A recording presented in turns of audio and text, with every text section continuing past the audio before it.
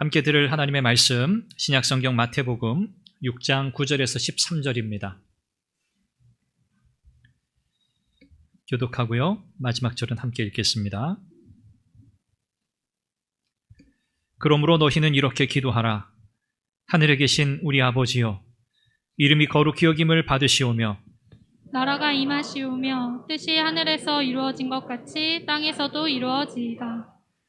오늘 우리에게 일용할 양식을 주시옵고 우리가 우리에게 죄 지은 자를 사하여 준 것 같이 우리 죄를 사하여 주시옵고 우리를 시험에 들게 하지 마시옵고 다만 악에서 구하시옵소서. 나라와 권세와 영광이 아버지께 영원히 있사옵나이다. 아멘. 우리는 계속해서 주님이 가르치신 그 기도의 의미, 그 내용을 살펴보고 있습니다. 지금까지 우리가 세 가지 예수님이 가르치신 기도의 내용을 살펴보았습니다. 하나님의 이름이 거룩히 여김을 받으시는 것, 그리고 하나님의 나라가 이 땅에 보여지는 것, 하나님의 뜻이 이 땅에 이루어지는 것, 이 세 가지를 위해서 기도하라. 우리는 지금까지 그렇게 배웠습니다. 이 세 가지는 무엇에 초점이 맞추어져 있을까요? 하나님께 초점이 맞추어져 있습니다. 앞선 세 가지의 기도의 제목들은 하나님께 초점 맞춘 기도의 제목으로서 이 땅에서 하나님 나라 백성으로서 살아가는 저와 여러분들이 무엇을 지향하고 살아야 할 건가, 삶의 목적이 무엇인가를 가르쳐주는 기도입니다. 그것이 앞선 세 가지의 기도의 제목입니다. 그리고 오늘부터 우리가 몇 차례 또 살펴볼 기도의 내용들, 그 기도의 내용들은 이제 이 땅에서 우리가 하나님 앞에 살아갈 때 우리의 필요가 있는데 그 필요가 무엇인가, 그 필요를 위해서 간구하라는 기도의 제목들입니다. 여기는 두 가지 중요한 의미가 있는데요. 첫째는 우리는 하나님께 절대적으로 의존적인 존재라는 사실을 가르쳐주고요. 또 한 가지는 이 앞선 세 가지의 기도의 제목을 따라 우리가 살아가기 위해서는 우리에게 필요한 것이 무엇인가를 잘 알아야 한다는 거죠. 주님이 가르치신 이 기도 속에는 이제 네 가지가 소개되는데 이것이 우리의 필요들입니다. 첫째는 일용할 양식이고요. 두 번째는 죄의 용서에 관한 것, 또 세 번째는 시험에 들지 않는 것, 네 번째는 악에서 건짐 받는 것입니다. 이 네 가지의 필요들, 이것들이 우리의 삶 속에서 충족이 되어야 하거든요. 그래야만 앞선 세 가지의 기도의 제목, 하나님께 초점 맞춘 우리의 인생의 목표, 목적을 이루며 살아갈 수 있다는 거죠. 오늘은 그 필요 중 첫 번째, 일용할 양식을 주옵소서라고 하는 이 부분에 대해서 우리가 함께 그 의미들을 살펴보면서 은혜를 나누도록 하겠습니다. 먼저 우리가 양식을 위해서 기도하라, 특별히 일용할 양식을 위해서 기도하라고 하신 이 주님의 말씀을 이해하려면 양식이 무엇인가, 그 의미를 먼저 살펴야 할 것 같아요. 이 양식이라고 하는 것은 이런 거예요. 오늘 우리가 이 땅에서 살아가는 삶에 있어서 우리 인간적인 모든 삶을 영위하기 위해서 필요한 모든 것들, 이것이 양식이다, 그렇게 이해할 수 있습니다. 결론적으로 여러분들에게 먼저 말씀드린 거예요. 이 양식이라고 하는, 이 아르토스라고 하는 이 단어는 그야말로 그 자체로 빵이란 뜻입니다. 빵. 이스라엘 사람들이 먹던 주식, 이스라엘 백성들의 주식인 빵을 가르치는 단어가 바로 양식이라는 단어예요. 이 양식이라는 의미를 성경학자들은 여러 가지 의미로 해석을 하는데 크게 두 범주 안에서 해석을 합니다. 첫째는 이 양식이 영혼의 양식인가, 아니면 육신의 양식인가 하는 거예요. 어떤 사람들은 영혼의 양식이다 이렇게 이해하고, 또 어떤 사람들은 이건 육신의 양식이다, 또 어떤 이들은 영과 육을 위한 양식이다 이렇게 이해를 합니다. 우리는 요한복음 6장 35절에서 예수님께서 자신을 가리켜서 나는 생명의 떡이다 라고 하신 말씀을 우리는 기억합니다. 여기서 말씀할 때 이 생명의 떡, 예수님 자신의 생명을 가리키는 것이죠. 이것은 우리가 실제로 먹을 수 있는 떡은 아니에요. 그렇기 때문에 예수님이 말씀하실 때 그 떡의 의미는 어떤 의미죠? 영적인 의미에서의 양식을 가리킵니다. 영적인 양식, 영적인 떡인 거죠. 초대 교회의 이 교부들 가운데 오리겐 그리고 어거스틴과 같은 이런 교부들은 이 떡, 이 양식을 영적인 것이다 라고 이해를 했어요.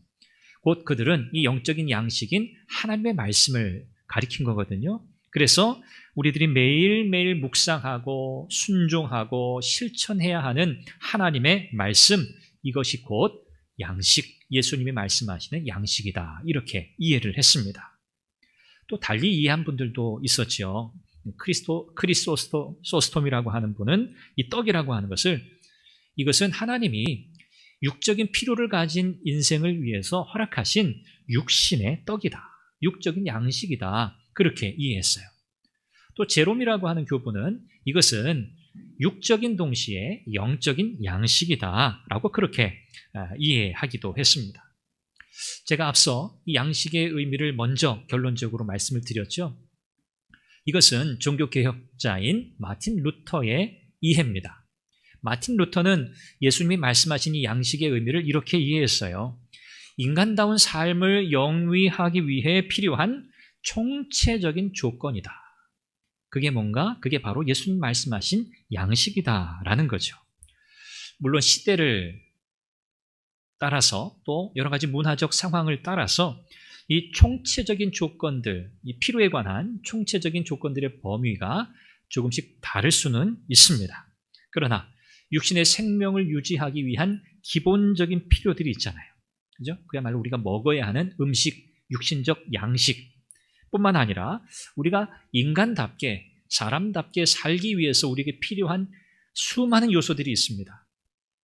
교육도 필요하고요, 문화적인 요소들도 필요하고요, 또 집도 필요하고요, 의복도 필요하고요, 또 어떤 위생적인 어떤 상황, 아주 위생이 좋은 그런 상황, 조건도 필요하고요, 국가, 나라도 있어야 하고요, 사회적인 제도도 필요하고요, 또 좋은 이웃들과의 이런 만남, 관계, 교제도 필요하고요.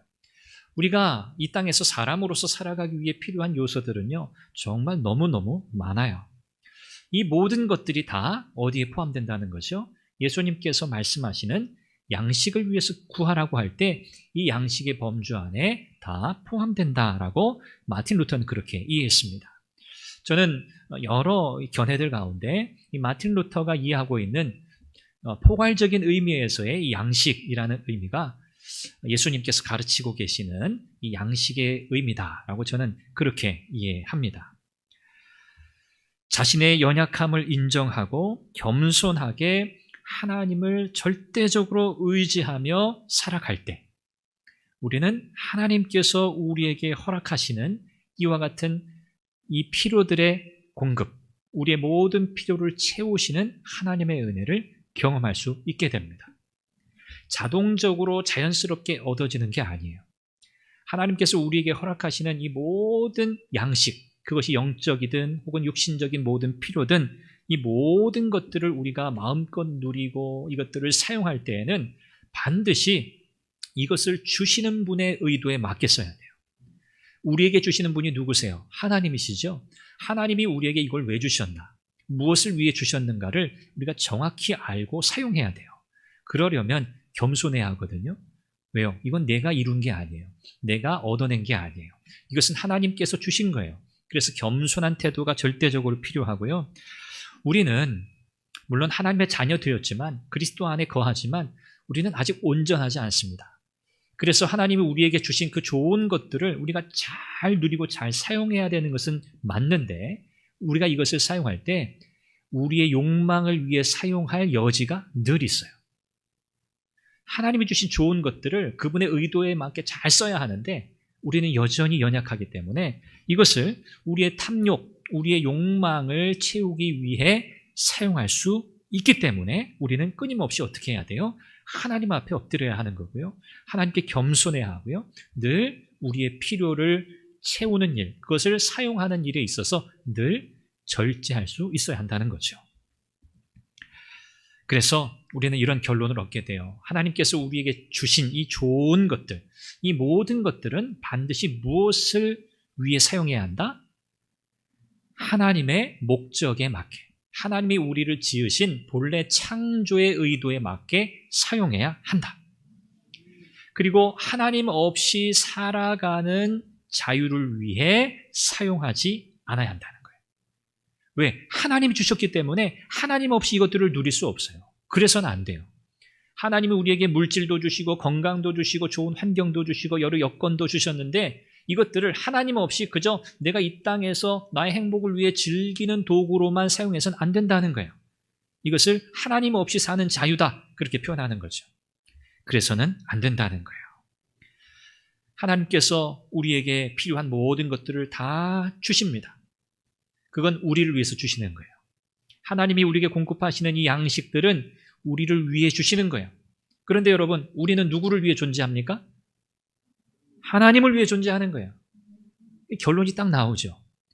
양식은 우리를 위해 주시지만 우리는 하나님을 위해 존재해요. 그러므로 우리에게 주신 양식을 우리가 어떻게 써야 돼요? 하나님 영광 위해 써야 하는 거죠. 그것이 곧 나를 위한 거예요. 그것이 곧 우리를 위한 거예요. 그렇게 믿으시기를 바랍니다. 양식의 의미를 우리가 이 정도 이제 이해하면 그 다음에 하나님께서 우리에게 이와 같은 양식을 주신다는 사실을 성경이 말씀하는데 우리는 여기서 중요한 것을 깨달아요. 아, 그렇구나. 하나님이 공급자가 되시는구나. 하나님이 공급하시는 분이구나 라는 사실을 배우게 돼요. 예수님께서 지금 이 기도를 가르치실 때 일용할 양식을 주시옵소서라고 기도하라고 가르치실 때 예수님은 마음속에 무엇을 염두에 두고 말씀하시냐면 출애굽기 16장의 배경을 염두하고 말씀하고 계시는 거예요. 출애굽기 16장은 뭐죠? 이스라엘 백성들이 애굽에서 나왔어요. 그리고 광야로 접어들었죠. 광야 생활을 시작합니다. 이스라엘 백성들이 이제 새롭게 가나안을 향해서 나아가는데 광야라고 하는 낯선 환경을 지나가야 했어요.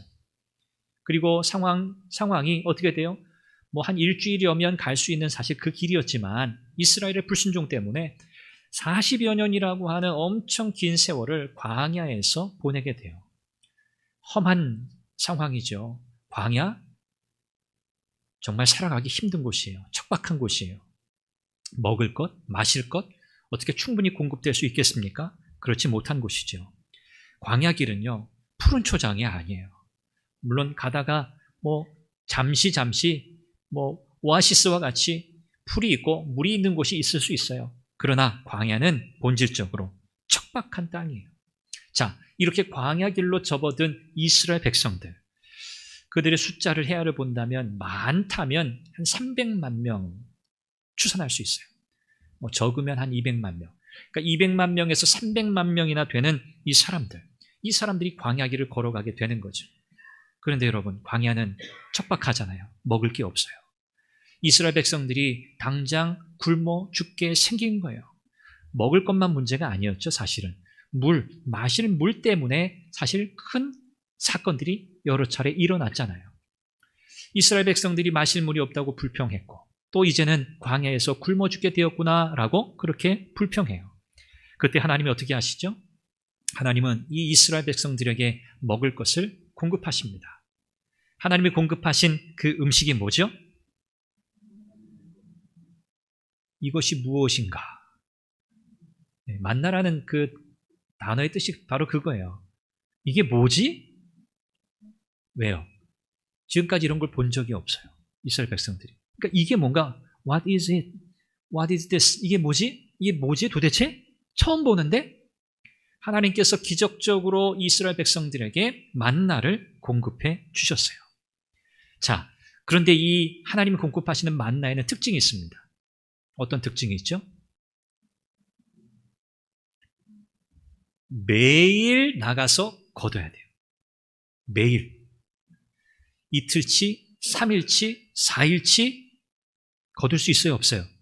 없어요. 예외적인 날이 딱 하루 있어요. 언제?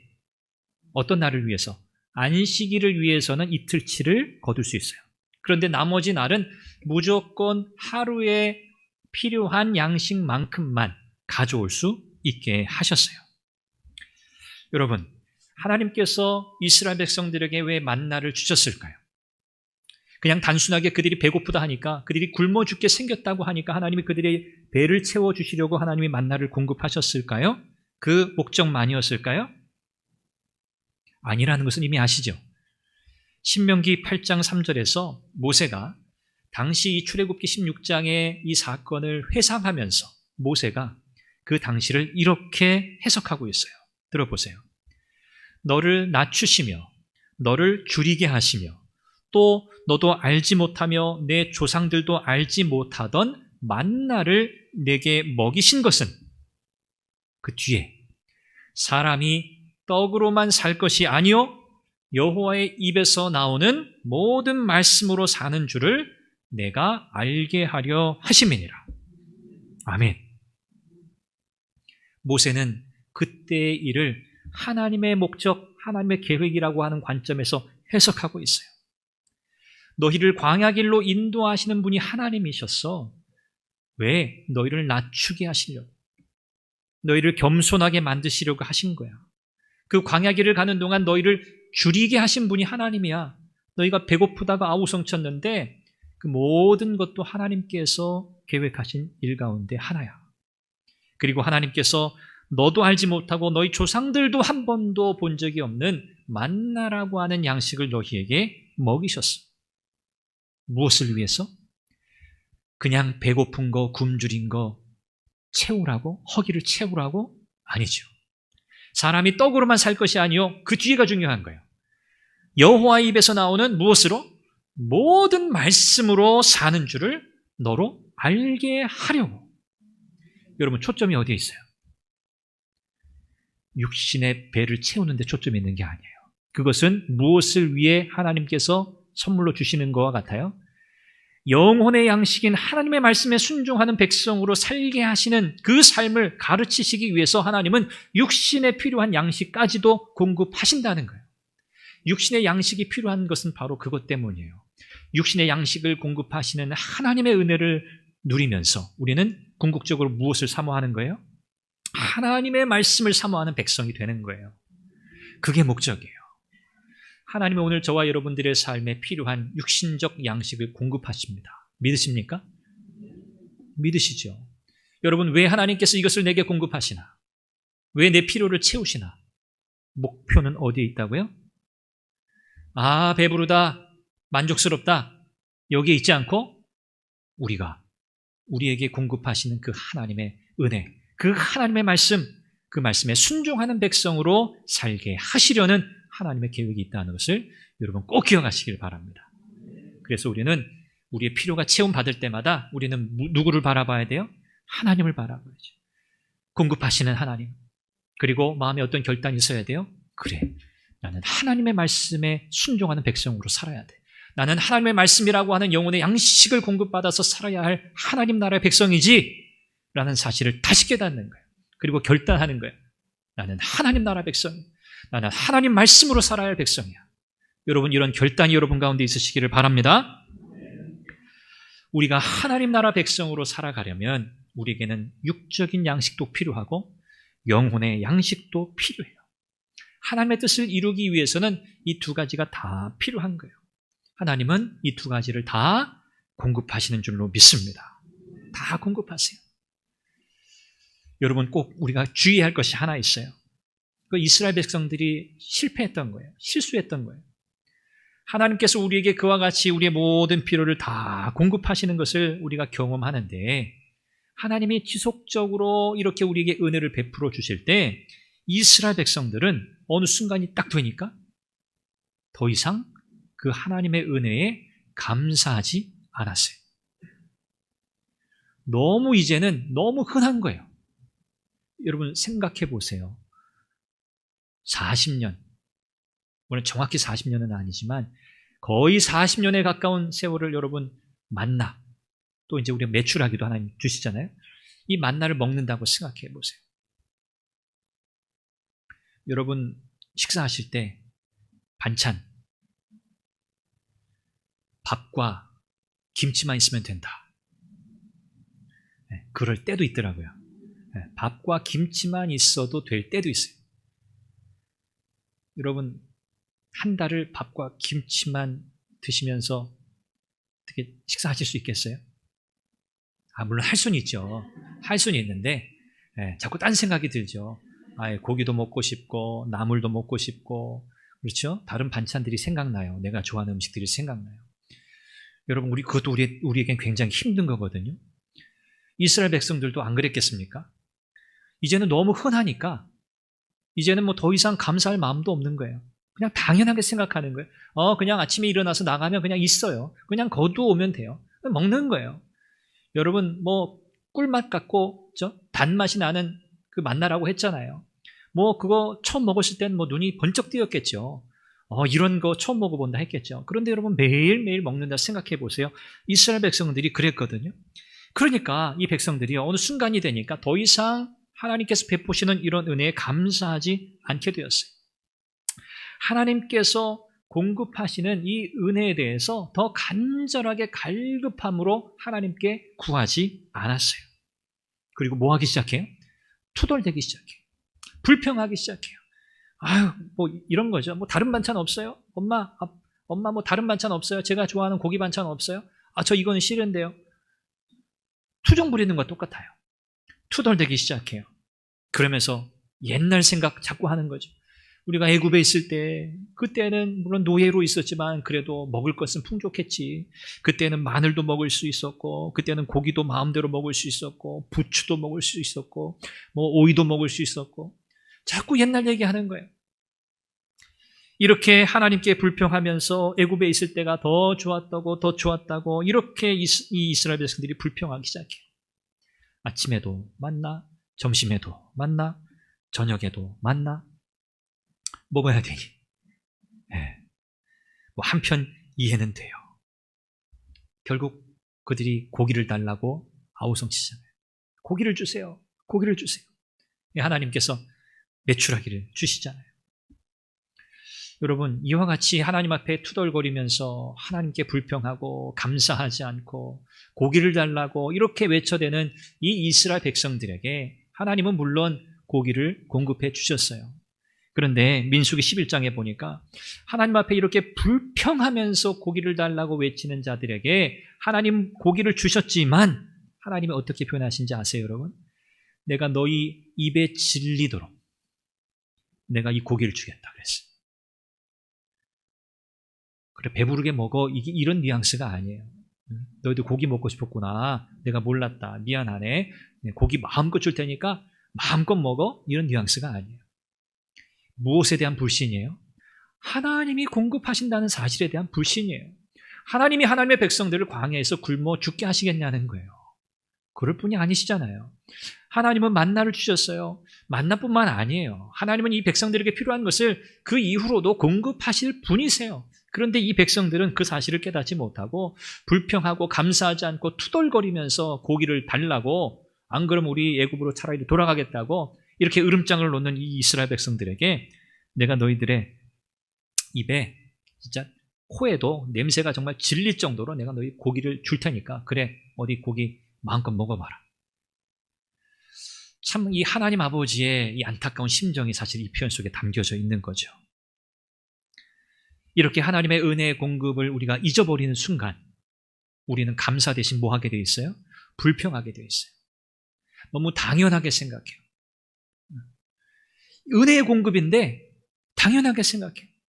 우리가 오늘도 불렀지만 여러분 찬양 가사 속에 당연한 것 하나도 없었다고 고백하잖아요.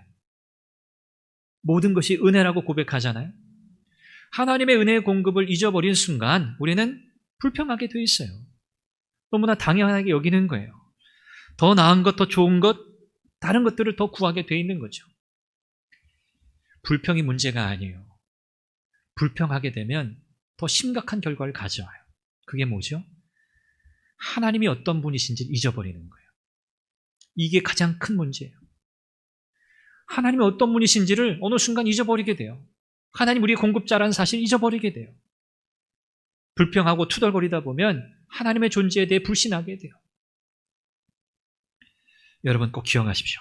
하나님이 우리의 공급자 되신다는 사실을 잊지 않기 위해서 우리에게 주신, 어떻게 생각하면 이건 당연한 거야, 우리가 누리고 있는 거 이건 당연한 결과야 라고 생각되는 것들에 이르기까지, 아주 사소한 공급하심에 이르기까지 우리는 어떻게 해야 돼요? 하나님께 감사해야 돼요. 하나님 감사합니다. 하나님 감사합니다. 정말 이런 것까지 감사해야 돼? 라고 싶은 일들까지도 여러분 감사하셔야 돼요. 하나님 오늘 양치질 하는데 양치질 하다가 칫솔이 변기에 빠지지 않은 것도 하나님 감사해요. 이런 것조차도 우리는 감사할 수 있어야 한다는 거죠. 그래야 하나님을 기억할 수 있어요. 우리 주님께서 양식을 위해 구하라 하시면서 그 앞에 수식하는 말을 붙이셨어요. 그게 뭐죠? 일용할 양식을 주시기를 구하라 그랬어요. 일용할 양식. 자, 이건 무엇입니까? 인생은 하나님께 절대적으로 의존된 존재라는 사실을 기억하라는 말씀이기도 해요. 일용할 양식, 이 일용할이라고 하는 이 단어, 이 에피오시온이라고 하는 단어인데 이 단어를 해석하는 게 사실 굉장히 어려워요. 이 단어가 너무 다양한 의미로 사용되고 또는 다른 상반되는 의미로도 사용되기 때문에 그래요. 이 단어는 문자적으로는 이런 의미들을 가져요. 미래를 위한, 오늘을 위한, 다음 날을 위한, 생존을 위한, 우리의 필요를 채우기 위한. 여러분 어때요? 이 단어의 방향이, 의미의 방향이 모이지 않고 전부 다 방향이 달라요. 미래를 의미하면 미래적인 의미여야만 쉬운데 미래적 의미를 가지면서 오늘 현재 의미를 가져요. 현재의 의미를 가지는데 먼 미래의 의미만이 아니라 바로 내일이라고 하는 가장 가까운 미래에 관한 의미까지도 포함해요. 그래서 이 단어의 해석이 어려워요. 뿐만 아니라 생존과 관련된 그런 의미도 가지고 있어요. 또 실제, 현실을 초월하는 이런 의미도 가지고 있어요. 그러니까 이 단어를 이해하는 것이 참 어렵죠. 근데 이 의미를 어떻게 하면 잘 이해할 수 있을까? 예수님이 지금 이 기도를 가르치시는 그 배경, 그것을 출애굽기 16장의 그 문맥이라고 제가 말씀드렸잖아요. 그래서 이 의미를, 일용할이라고 하는 의미를 출애굽기 16장의 문맥 속에서 이해하는 것이 좋겠다. 그런 생각이 들어요. 자, 만나를 공급하신 사건이잖아요. 하나님이 매일매일 필요한 양식을 공급하셨어요. 그건 어떤 의미예요? 그야말로 오늘을 위한 그런 의미예요. 그렇죠? 오늘을 위한. 그런데 안식일을 위해서는 이틀치를 미리 준비하라 그러셨어요. 그러면 그때의 의미는 뭐예요? 다음 날을 위한 그런 의미예요. 그렇죠? 왜? 안식일을 위한 거니까. 그래서 오늘을 위한이라고 하는 의미와 동시에 다음 날을 위한이라고 하는 의미가 함께 있는 거예요. 이 문맥을 통해서 볼 때에는. 그래서 저는 오늘을 위한 양식을 하나님이 공급하시는 것, 이건 우리가 쉽게 이해할 수 있어요. 그러나 한 가지 더 덧붙여서 다음 날을 위한 양식이라는 의미도 가진다. 어떤 뜻이? 일용할이라고 하는 이 단어의 뜻이 오늘과 내일을 위한 이런 의미를 동시에 가진다는 것을 여러분들에게 말씀드리고 싶어요. 이렇게 다음 날을 위한 양식이라는 의미에서 이 말씀을 이해하게 되면 우리에게 뭔가 책임이 부여됩니다. 그건 뭐냐면 다음 날을 위해서 준비해야 돼요. 다음 날 거둘 양식을 준비해야 한다는 거죠. 이 준비에는요, 영적인 준비, 인격적인 준비, 물질적인 준비, 이런 모든 준비가 다 포함이 돼요. 특별히 우리가 물질적인 준비를 할 때 있어서 주의할 것은 뭐예요? 하나님을 의지하는 대신에 물질을 더 의지하는 것을 늘 조심해야 돼요. 우리가 열심히 준비했으니까, 내가 스스로 열심히 준비해서 거의 완벽에 가까울 정도로 다 준비해 두었으니까 더 이상 기도할 필요도 없고 더 이상 하나님의 도움을 구하실 필요도 없다. 왜? 우리가 다 잘 준비했으니까. 철저하게 다 했으니까. 여러분, 이런 태도는 당연히 옳지 않죠. 우리는 최선을 다해서 준비해야 돼요. 거의 완벽하게 할 수 있다면 완벽에 가까울 정도로 사실 준비해야 돼요. 그러나 반드시 하나님의 도우심을 구해야죠.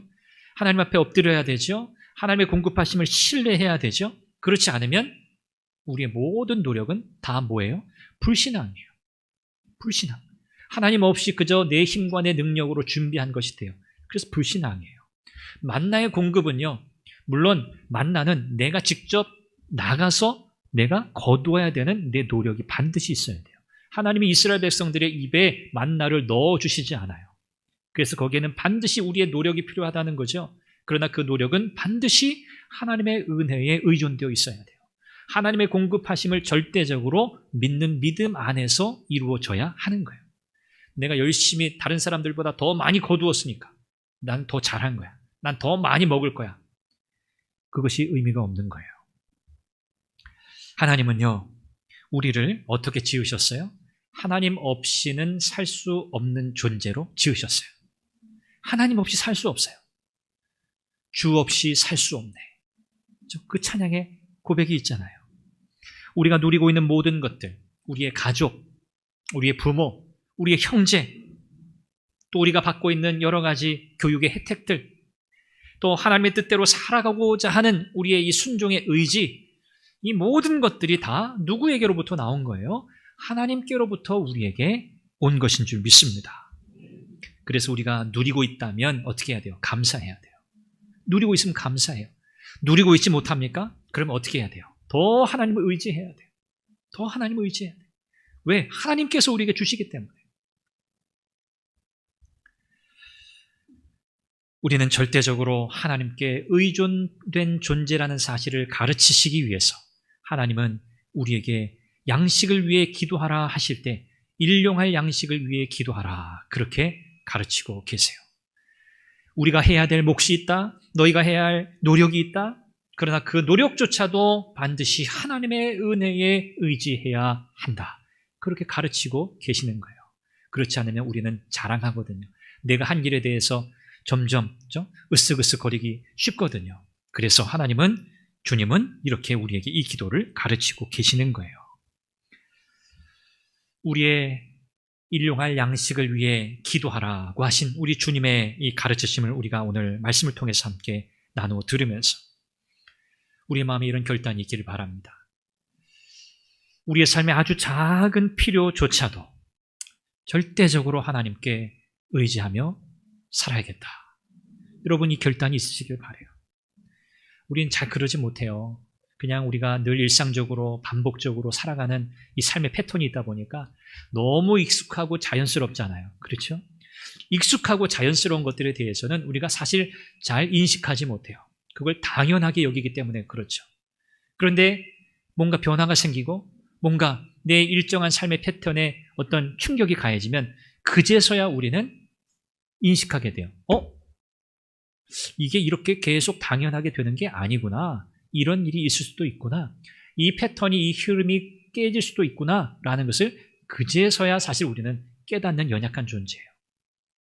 그래서 우리는 날마다 의식적으로 당연하게 여기는 것을 하나님의 은혜의 공급이라고 하는 그 감사로 우리가 고백할 수 있어야 하는 겁니다.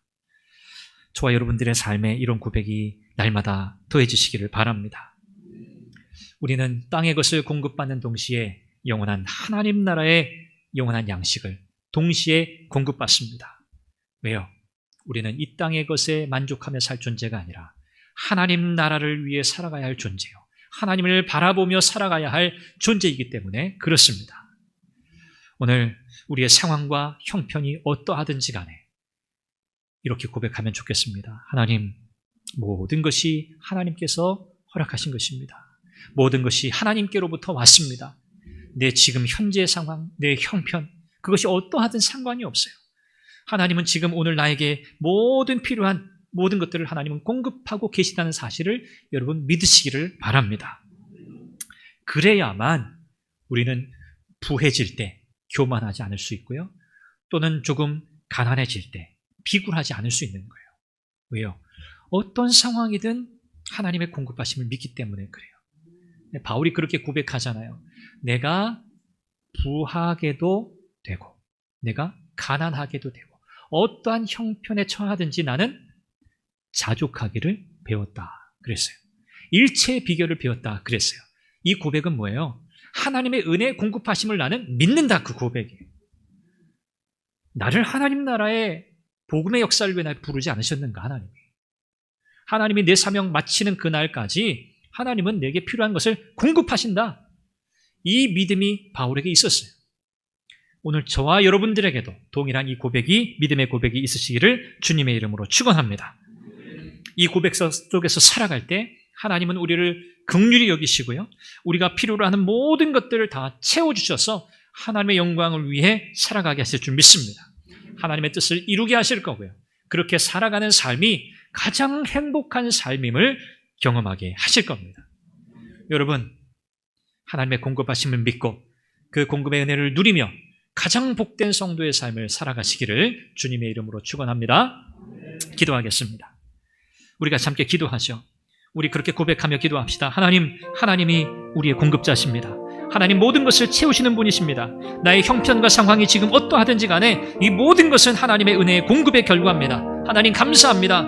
하나님 나에게 채우시는 하나님을 찬양합니다. 나의 필요를 살피시는 하나님을 찬양합니다. 어떠하든지 간에 하나님을 바라보며 하나님의 영광을 위해 하나님의 뜻을 이루며 살아가게 하여 주옵소서. 우리가 함께 이 기도의 제목 가지고 함께 기도합니다. 자비하신 아버지 하나님, 하나님의 은혜와 사랑을 감사합니다. 오늘도 주의 기도를 통하여 하나님 우리에게 일용할 양식을 주옵소서라고 기도하게 하시는 우리 주님의 이 가르치신 그 말씀의 의미가 무엇인지를 우리가 함께 살피며 은혜를 나누었습니다. 아버지 하나님, 오늘 사랑하는 성도들의 삶에 하나님의 은혜의 공급이 있는 줄 믿습니다. 하나님 지금도 채우시는 줄 믿습니다. 아버지 하나님 역사하여 주시옵소서. 하나님 우리의 모든 필요를 아십니다. 하나님 오늘도 우리를 하나님의 백성으로 살아가게 하시려고 하나님 우리의 모든 필요를 하나님 아시고 채우시고 공급하시는 줄 믿습니다. 하나님 우리에게 하나님의 공급하심을 믿는 믿음을 허락하여 주시옵소서. 조금도 의심하지 않게 하여 주시옵소서. 조금도 불평하지 않게 하여 주옵소서. 하나님이 누리고 있는 것들에 대하여 감사하게 하시고 하나님 허락하신 것들에 대해서 더 깊이 하나님 앞에 믿음으로 나아가는 우리의 삶이 되도록 역사하여 주시옵소서. 자비하신 아버지 하나님, 우리의 삶을 통하여 하나님의 영광 받으시기 원합니다. 하나님께서 기뻐하시는 복된 삶을 살아가도록 인도하여 주시옵소서. 성령 하나님 역사하여 주옵소서. 자비하신 아버지 하나님, 하나님이 우리의 공급자 되심을 믿습니다. 하나님 감사합니다. 일용할 양식을 주시기를 간구하라고 가르치시는 주님의 그 가르치심의 의미가 무엇인지 우리가 살펴보았으니 우리의 마음에 잘 새기게 하시고 늘 하나님 앞에 겸손하게 하나님께서 공급하심을 믿고 우리에게 주시는 것은 그 무엇이든 하나님의 영광을 위하여 하나님의 창조의 목적에 맞게 사용하도록 지혜와 능력을 더하여 주옵소서. 하나님의 영광을 위해 쓰임받는 인생, 가장 행복한 인생인 줄 믿습니다. 우리 모두가 그런 인생 되게 하여 주옵소서. 예수님의 이름으로 기도합니다. 아멘.